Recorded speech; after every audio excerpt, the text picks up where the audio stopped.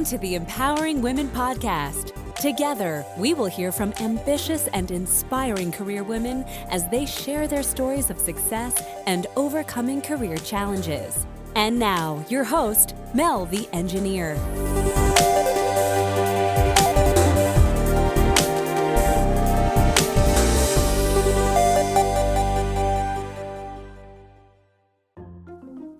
Hello, and welcome to episode 2 of the Empowering Women podcast.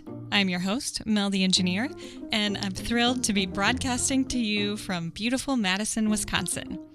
Here on the Empowering Women podcast, we speak with career women, many working in traditionally male-dominated fields. We hope you find the podcast helpful to your own professional goals, whether that's climbing a corporate ladder, starting a business, or just finding some inspiration in the stories of other women's success. On today's episode, I'm joined by Renee Joseph. Renee serves as Global Vice President of Customer and Sales Enablement at Johnson Controls. Renee has a distinguished 20-plus year career introducing and executing sales strategies that drive growth in competitive markets. She is experienced in delivering strong revenues and profits, executing account management, channel management, and sales excellence across global matrixed organizations. For those of you who may not be familiar with Johnson Controls, this is a pretty enormous multinational conglomerate that employs approximately 170,000 people across the globe.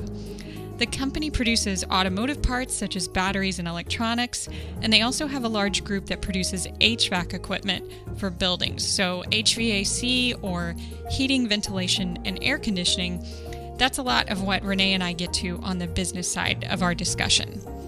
So as you can probably tell, Renee has a high-level, important leadership role, and she has just a wonderful story of how she ended up in this type of work.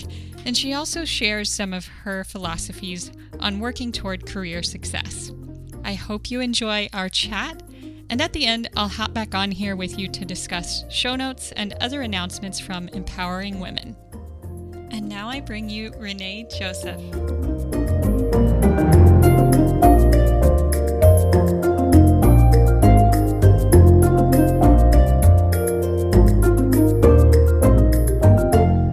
Renee, thank you so much for joining me, and welcome to the Empowering Women podcast.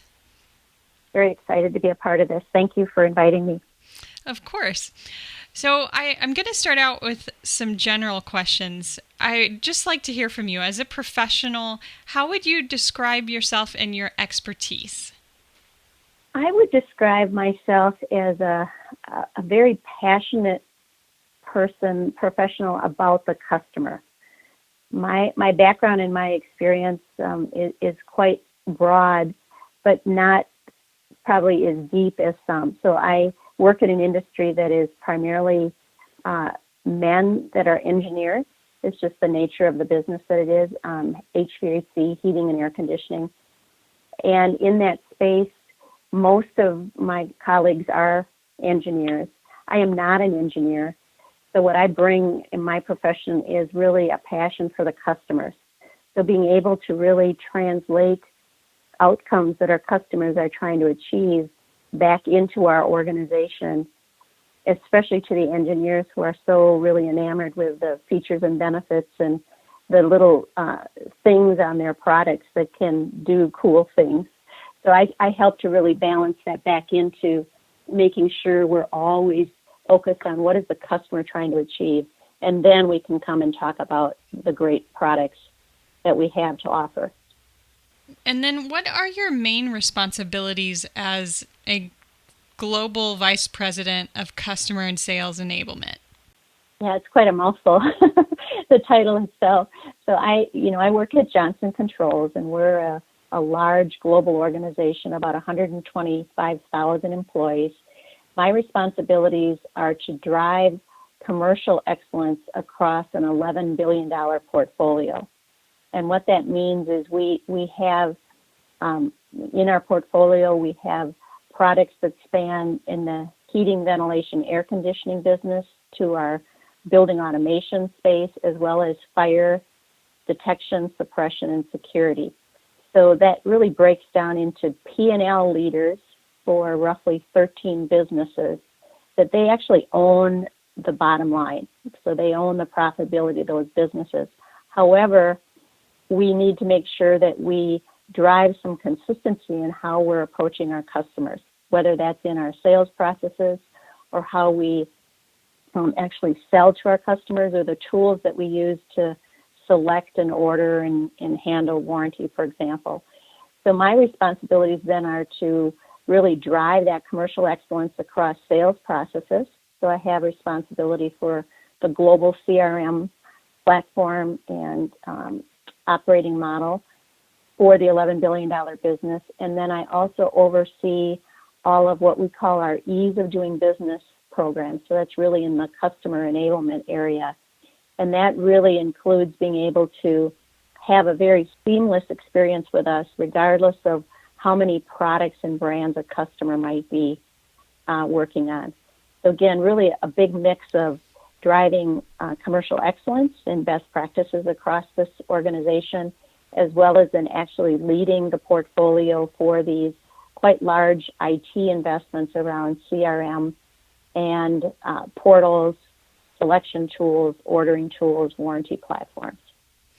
That's a lot of responsibility. And from what I'm hearing, what you're describing, it sounds like a lot of your responsibility and perhaps your team's responsibility is helping translate what Johnson Controls engineers develop and create, and translating that to the customers, and vice versa, translating the customer's needs to your engineers. Is that right?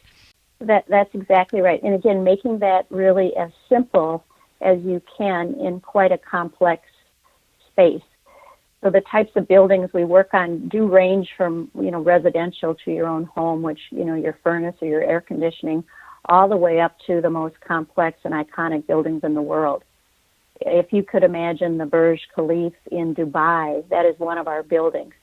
So think about when that building is being constructed, our team of people coming in and figuring out what's the best air conditioning, ventilation, fire, and security system that should go in that building to make sure that it performs, to the desired outcomes. So there's a lot of responsibility, a lot of complexity. Really, my team tries to help simplify that when it comes to actually doing business with us. And then the other piece is really working, with a lot of influence, maybe not as much direct authority, because again, we do not own the P&Ls, but trying to drive the standards so that we again, to the customer, bring a more unified front. Absolutely. So I've read in some of your writing that you referred to HVAC as sort of an invisible industry. And I want to come back to that. But before we get there, there's a couple of terms you've mentioned that I'd like to ask you to explain and describe in a bit more detail for our audience members who are not in this field. So you mentioned PNL and CRM. Could you explain those terms to us? Sure. The P&L is the profit and loss statement, and really the operating a business. So if you're operating a business, you're always looking at your profit and loss statement. Are you making money? Are you losing money? So you really have full accountability for the business. And then the CRM is a customer relationship management tool.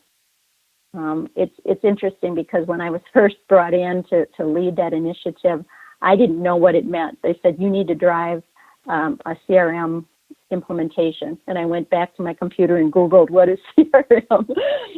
So, I mean, it's just, that makes me chuckle, because I find myself in roles where I'm asked to do things that I just have to discover and learn. It's just part of who I am, and I guess the roles I get put into. But it's a customer relationship management tool. So think of it as the place where you have all your customers listed.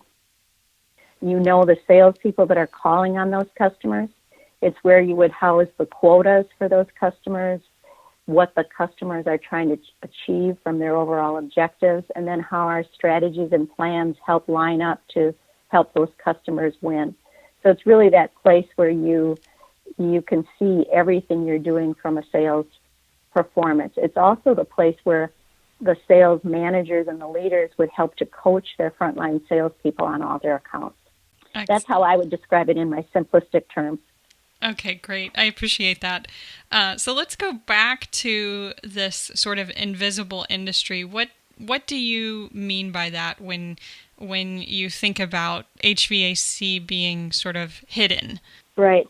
It's really, for me, not being an engineer and coming into this industry really cold, what I realized is that, the chillers, which are very large, they could fit on a flatbed truck. There are a lot of iron, big compressors and evaporators in them.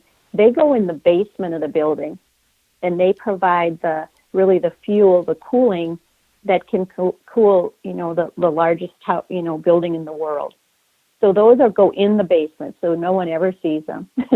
Then you have the rooftops.